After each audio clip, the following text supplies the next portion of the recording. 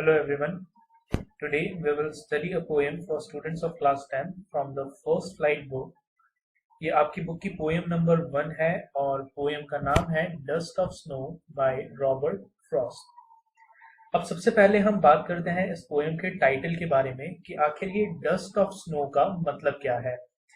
तो dust of snow basically यहाँ पर यूज किया गया है स्नोफ्लेक्स के लिए, यानी टाइनी पार्टिकल्स ऑफ स्नो के लिए।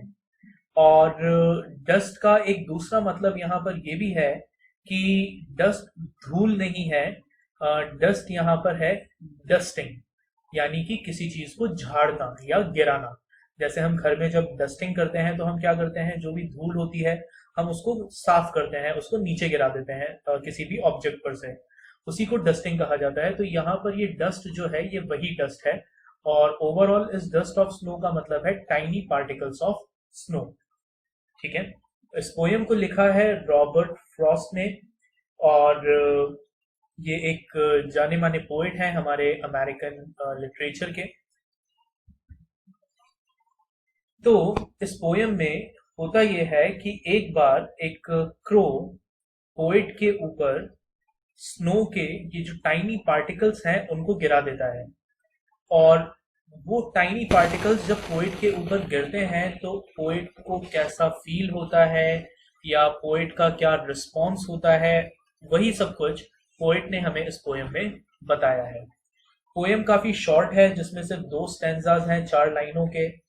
तो अब हम इस पोएम को स्टार्ट करते हैं और समझते हैं इस पोएम के वर्ड मीनिंग्स को और लिटरेरी डिवाइसेस को। Stanza 1। The way a crow shook down on me the dust of snow from a hemlock tree। तो हेमलॉक ट्री का मतलब क्या होता है? हेमलॉक ट्री का मतलब होता है एक poisonous plant with small white flowers. जैसा कि आप यहाँ पर इमेज में देख पा रहे हैं, हेमलॉक ट्री क्या है? एक पॉइजनस प्लांट है, एक जहरीला प्लांट है जिसमें छोटे छोटे वाइट फ्लावर्स आते हैं, और दिखने में काफी हद तक ये एक क्रिसमस ट्री जैसा लगता है। लेकिन क्रिसमस ट्री के कंपैरिजन में हेमलॉक ट्री के जो ब्रांचेस हैं वो काफी सॉफ्ट होते हैं। अब इस पोएम में पोएट क्या कह रहा है? पोएट कह रहा है the way a crow Shuk down on me dust of snow from a hemlock tree, कि जिस तरीके से एक क्रो पोएट के ऊपर स्नो के टाइनी पार्टिकल्स को गिराता है, उससे पोएट के ऊपर कुछ चेंजेस आते हैं। वो चेंजेस क्या हैं वो हमें आगे पोएम में पता लगेंगे, लेकिन अभी फिलहाल हमें फर्स्ट स्टैंजा सिर्फ इतना सा बता रहा है कि एक क्रो है जो एक हेमलॉक ट्री पर बैठा है, एक ऐसे हेमलॉक ट्री पर जो पूरी तरीके से बर्फ से कवर्ड है, और सडनली उस क्रो के मूवमेंट की वजह से वो जो स्नो पार्टिकल्स हैं वो स्नो पार्टिकल्स पोएट के ऊपर गिरने लगते हैं। अच्छा स्टूडेंट्स, अब यहाँ पर हमें इन 2 ऑब्जेक्ट्स पर फोकस करने की जरूरत है। पहला ऑब्जेक्ट है क्रो और दूसरा ऑब्जेक्ट है हेमलॉक ट्री। अब हम अगर हेमलॉक ट्री की बात करें तो हेमलॉक ट्री एक, जैसा मैंने आपको बताया, एक पॉइजनस प्लांट है। तो क्योंकि ये एक पॉइजनस प्लांट है इसीलिए इसे अक्सर सैडनेस, डार्कनेस, डिस्पेयर जैसे नेगेटिव इमोशंस के साथ लिंक किया जाता है।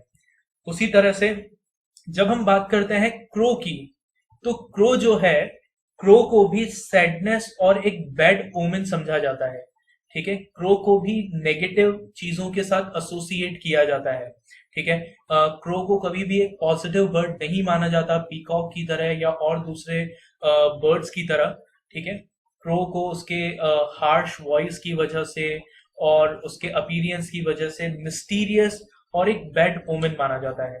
तो पोएट जो है वो क्रो और हेमलॉक ट्री को यूज करके इस पोएम का एटमॉस्फेयर क्रिएट कर रहे हैं, और वो कैसा एटमॉस्फेयर क्रिएट कर रहे हैं? एक सैड एटमॉस्फेयर क्रिएट कर रहे हैं। मतलब वो ये बताना चाह रहे हैं कि पोएट जो है उनका जो माइंड सेट है वो पॉजिटिव नहीं है, उन्हें अपने आसपास, अपने चारों तरफ एनवायरनमेंट में सिर्फ नेगेटिविटी ही नजर आ रही है। ठीक है, अब आगे बढ़ने से पहले, सेकंड स्टैंजा पर बढ़ने से पहले हम सबसे पहले इस फर्स्ट स्टेंजा में जो लिटरेरी डिवाइसेस यूज किए गए हैं उनके बारे में एक बार देखते हैं। तो सबसे पहला लिटरेरी डिवाइस जिसके बारे में हम यहाँ पर बात करेंगे वो है हमारी राइमिंग स्कीम। अब अगर हम फर्स्ट पैराग्राफ की राइमिंग स्कीम को देखें तो यहाँ पर क्रो जो है वो स्नो के साथ राइम कर रहा है और मी जो है वो ट्री के साथ राइम कर रहा है। यानी अगर हम क्रो को ए अल्फाबेट देते हैं और मी को बी अल्फाबेट देते हैं तो क्रो राइम हो रहा है स्नो के साथ और मी राइम हो रहा है ट्री के साथ। तो हमारी जो राइमिंग स्कीम बनी फर्स्ट पैराग्राफ की वो हुई ए बी ए बी। आगे बढ़ते हैं अगले लिटरेरी डिवाइस पर। अगला लिटरेरी डिवाइस है एंजेबमेंट। एंजेबमेंट का मतलब होता है एक ऐसा डिवाइस जहां पर एक सेंटेंस दूसरे सेंटेंस में नेक्स्ट लाइन में कंटिन्यू हो बिना किसी पंक्चुएशन मार्क के। ठीक है, when the same sentence continues to the next line without the use of any punctuation mark, it is called enjambment। और ये जो एंजेबमेंट है ये पूरी पोएम में हमारे यूज हुआ है। जैसे अगर हम यहाँ पर देखें, the way a crow shook down on me the dust of snow from a hemlock tree, तो आप यहाँ पर देखेंगे कि यहाँ पर किसी भी तरह का कोई भी पंक्चुएशन मार्क यूज नहीं किया गया है, ना कॉमा यूज किया गया है, ना फुल स्टॉप यूज किया गया है, ना कॉलन यूज किया है, ना सेमी कॉलन यूज किया है। ठीक है, इसका मतलब ये है कि ये जो पूरा का पूरा हमारा पैराग्राफ है, फर्स्ट पैराग्राफ है, ये पूरा का पूरा फर्स्ट पैराग्राफ क्या है, एक सिंगल सेंटेंस है। यानी the way a crow Shuk down on me the dust of snow from a hemlock tree, ये अलग अलग लाइंस नहीं है बल्कि ये पूरी एक सिंगल लाइन है। आगे बढ़ते हैं अगले लिटरेरी डिवाइस पर जो है एसोनेंस। एसोनेंस का मतलब होता है the prominence of a vowel sound through out a line. ठीक है, यानी जब कोई वॉवल साउंड, वॉवल्स यानी ए ई आई ओ यू, ये वॉवल साउंड्स किसी सेंटेंस में प्रोमिनेंटली रिपीट हो, अपीयर हो, तो उसे क्या कहा जाता है, उसे एसोनेंस कहा जाता है। जैसे यहां पर अगर हम देखें तो शुक डाउन ऑन मी, यहां पर ओ साउंड जो है ये प्रोमिनेंटली रिपीट हो रही है, इसीलिए इसे क्या कहा जाएगा, एसोनेंस कहा जाएगा। चलिए आगे बढ़ते हैं अब हम हमारे सेकंड स्टेंजा पर। तो सेकंड स्टेंजा पर बढ़ने से पहले हम एक बार फर्स्ट स्टेंजा को वापस से रिव्यू करते हैं। तो फर्स्ट स्टेंजा में अभी तक हमने पढ़ा कि एक हेमलॉक ट्री है जिसके नीचे पोएट खड़ा है और अचानक से वहां पर एक क्रो का मूवमेंट होता है और उस मूवमेंट की वजह से जो स्नो के फाइन पार्टिकल्स हैं जो उस ट्री पर अक्यूमुलेटेड हैं वो पोएट के ऊपर गिरने लगते हैं। अब उससे क्या होता है और क्रो किस तरीके का मूवमेंट करता है वो हमें आगे यहाँ पढ़ना है। तो यहाँ सेकंड स्टेंजा को पढ़ने से पहले एक चीज और मैं आपको बता देता हूं कि पोएट ने इस पोएम में हमें ये तो बताया कि क्रो के मूवमेंट की वजह से स्नो के पार्टिकल्स पोएट पर गिरते हैं, लेकिन उस क्रो का मूवमेंट कैसा है ये पोएट ने स्पेसिफाई नहीं किया है। It is left on readers imagination. Poet ने हमें ये नहीं बताया कि क्रो के पेड़ पर आने की वजह से वो डस्ट के पार्टिकल्स गिरते हैं, स्नो पार्टिकल्स गिरते हैं, या फिर क्रो के उस ट्री पर से उड़कर जाने की वजह से वो पार्टिकल्स गिरते हैं, या फिर क्रो के उस ब्रांच पर बैठकर शेक करने की वजह से वो पार्टिकल्स गिरते हैं। ये पोएट ने स्पेसिफाई नहीं किया है। It is left on readers imagination. अब हम स्टार्ट करते हैं हमारे सेकंड स्टेंजा को। तो सेकंड स्टेंजा यहाँ कह रहा है, has given my heart a change of mood and saved some part of a day I had rued। अब rued का मतलब है held in regret, यानी feeling sorry या फिर किसी चीज के लिए बुरा फील करना, राइट। तो पोएट जो है जब उसके ऊपर वो स्नो के पार्टिकल्स गिरते हैं तो क्या होता है, पोएट जो अभी तक सैड था, अभी तक दुखी था, जिसको अपने चारों तरफ सिर्फ नेगेटिविटी ही नजर आ रही थी, अचानक से उसका मूड जो है वो चेंज हो जाता है और उसे ये फील होता है कि उसका दिन जो वो ये समझ रहा था कि पूरी तरीके से वेस्ट हो चुका है, बर्बाद हो गया है, वो दिन पूरी तरीके से वेस्ट नहीं हुआ। उस दिन का कुछ पार्ट अभी भी बच गया है, वो पार्ट जिसमें उसके ऊपर वो स्नोफ्लेक्स गिरते हैं, वो पार्ट उसके लिए अभी भी एक पॉजिटिव एस्पेक्ट का काम करता है। तो इस पोयम के थ्रू पोएट जो है वो हमें ये बताना चाहते हैं कि हमारी लाइफ में कई बार इस तरह के सिचुएशंस आते हैं जब हमें हमारे चारों तरफ सिर्फ नेगेटिविटी नजर आती है, लेकिन अगर हम ध्यान से देखें तो उन्हीं नेगेटिविटी में कहीं ना कोई पॉजिटिव एस्पेक्ट जरूर छुपा हुआ होता है जिसे हमें आइडेंटिफाई करना चाहिए। We should always have a positive outlook towards our surrounding. हमें हमारे आसपास की सराउंडिंग के लिए हमेशा एक पॉजिटिव माइंडसेट रखना चाहिए, क्योंकि जब हम पॉजिटिविटी को ढूंढते हैं तो हमें पॉजिटिविटी मिलती है, राइट। अब बात करते हैं हम वापस से हमारे अगले सेकंड स्टैंजा के लिटरेरी डिवाइसेस के बारे में। तो यहाँ पर अगेन राइमिंग स्कीम अगर हम देखें तो हार्ट वर्ड जो है वो पार्ट के साथ राइम कर रहा है, मूड वर्ड जो है वो ल्यूट के साथ राइम कर रहा है, और जो हमारी राइमिंग स्कीम बनती है वो बनती है सी बी सी डी। तो अगर आप ओवरऑल पोएम की राइमिंग स्कीम देखें तो आपके फर्स्ट स्टैंजा की राइमिंग स्कीम होगी ए बी, और सेकंड स्टैंजा की राइमिंग स्कीम होगी C B. Next literary device again enjambment, जिसके बारे में मैंने आपको पहले भी बताया कि एंजबमेंट क्या होता है, जब कोई सेम सेंटेंस नेक्स्ट लाइन में कंटिन्यू होता है बिना किसी पंक्चुएशन मार्क के।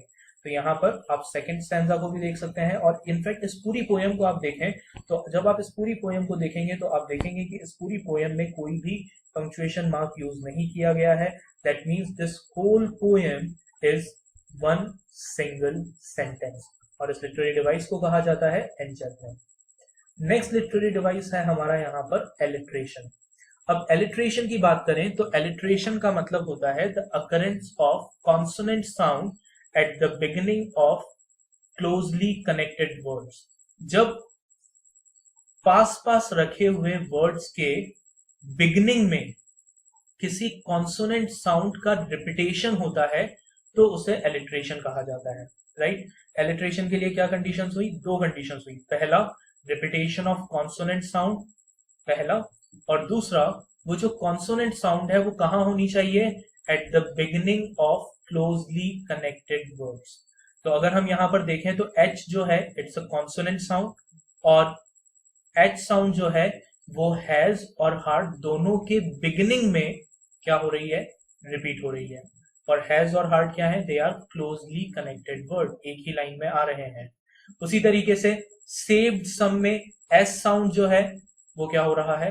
रिपीट हो रहा है, which is a consonant sound. तो इसे हम क्या कहेंगे?